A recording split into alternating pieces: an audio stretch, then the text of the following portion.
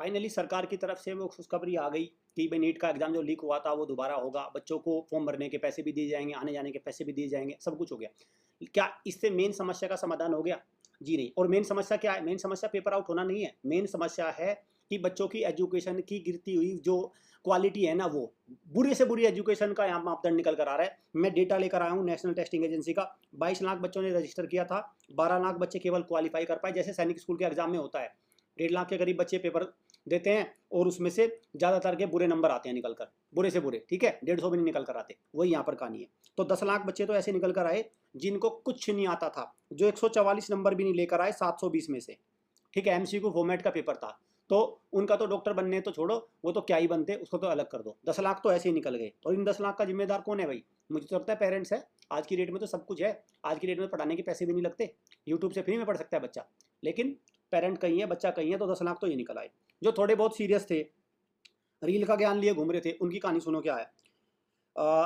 144 से 200 तक ढेर हो गए, 3 लाख, 250 तक, फिर 2 लाख। ऐसा करने पर यहाँ पर आप देख सकते हैं मात्र 40,000 बच्चे ऐसे निकल कर आए जिनको, जो 40,000 बच्चे जो 500 से ऊपर नंबर लेकर आए, और सीट कितनी है? 25,000। तो पॉइंट की बात ये निकल कर आ रही है भाई, जैसे अभी ये हौला हो रहा है कि 22 लाख बच्चों का भविष्य हो गया। अरे 22 लाख में से 21 लाख तो खत्म है, ये रहा डेटा सारा का सारा, कुछ नहीं आता। और 21 लाख में से भी 15 लाख ऐसे है, अगर उनको कोई दवाई दे दी तो उसका वो अंग्रेजी में नाम नहीं पढ़ सकते, क्योंकि उनको पता ही नहीं कुछ। ये दिख रही है ना एजुकेशन में, एमसीक्यू फॉर्मेट है पेपर, मैं अपनी तरफ से कोई डेटा नहीं दे रहा हूँ, ठीक। तो देखिए यहाँ से मेन जो बात मैं कह रहा हूँ कि प्राइमरी एजुकेशन को बहुत मजबूत रखना पड़ेगा। अब 40,000 पेरेंट्स तो ऐसे हैं भाई जिन्होंने 7, 8, 10 साल जो बच्चे के बचपन से काम कर रहे हैं, मेहनत कर रहे हैं, समय दे रहे हैं पूरा, ठीक, वो तो है। बाकी क्या है? बाकी है दोषारोपण करने वाले, कभी सरकार के इसमें, अब देखो इस पे निकल कर आ जाएंगे कि सरकार ने पेपर आउट कर दिया, ये कर दिया। अरे मुझे पेपर आउट वाले को तो चलो ठीक है, उनके तो 720 में से 720 आ गए, इनको क्या हुआ? इनको कौन सी बीमारी लग गई? ये 10 लाख क्या करने गए थे वहां पर? और इसका सबसे अच्छा मापदंड, इस डेटा से सबसे अच्छी सीख ले सकता है पेरेंट, जब अपने बच्चे को सैनिक स्कूल, मिलिट्री स्कूल की तैयारी, वहां पर भी सेम ही होता है।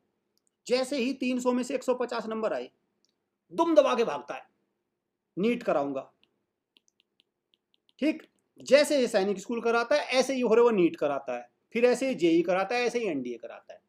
यहां तो पकड़े में आ भी सकता था, उस पर मेहनत होती, लेकिन करनी भी हो भाई, करनी भी तो हो ना। तो खैर, अगर मैं बार बार एक रिक्वेस्ट कर रहा हूँ, अगर पेरेंट्स के बस की बात नहीं है, आप हार चुके हैं, तो फिर एक ऐसे इंस्टीट्यूशन से जुड़ जाइए जो आपकी बीमारी हमेशा हमेशा के लिए खत्म कर देगा। धन्यवाद।